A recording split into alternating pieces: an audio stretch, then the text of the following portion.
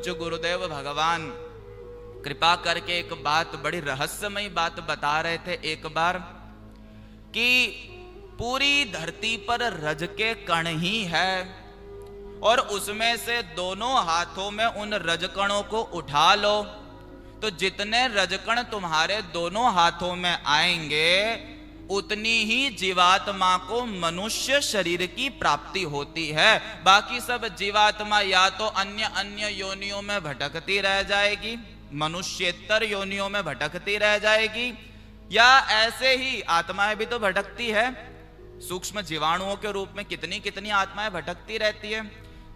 तो उन आत्माओं को शरीर और शरीर में भी मनुष्य शरीर की प्राप्ति कितनी, तो पूरी धरती पर केवल रजकण है और उसमें से आपने ऐसे 2 मुट्ठी भर ली, जितने रजकण आपके हाथ में आए बस उतनी ही जीवात्मा को मनुष्य शरीर प्राप्त होता है। और मनुष्य शरीर प्राप्त करने के बाद भी भारत भूमि में जन्म, ये भारत ज्ञान की भूमि है, प्रेम की भूमि है, योग भूमि है। भारत के बाहर जितना भी क्षेत्रफल है धरती का वो भोग भूमि है। भारत के बाहर भजन करना चाहो तो भारत के किसी महापुरुष का यदि संग प्राप्त हुआ है, किसी संत की कृपा प्राप्त हुई है, किसी वैष्णव की कृपा प्राप्त हुई है, तब तो आपके हाथ में माला आ सकती है, आपका आचरण पवित्र रह सकता है, आप भजन भक्ति कर सकते हैं। पर यदि किसी भारत के महापुरुष का संग प्राप्त नहीं हुआ तो वहां की धरती पर जन्म लेने के बाद भजन करना बड़ा कठिन है। भारत योग भूमि है।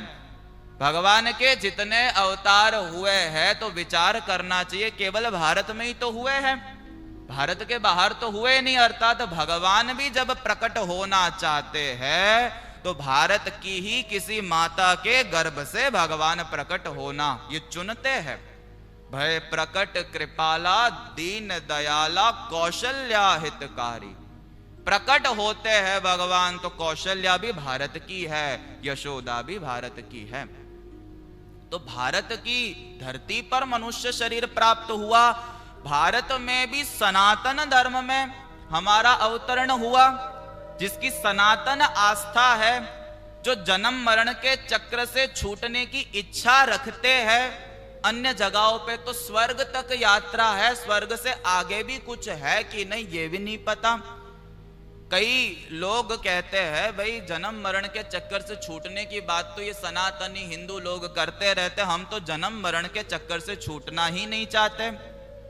ये तो पशु वृत्ति है जो भोग में रचे पचे रहकर संसार में फंसना चाहते हैं।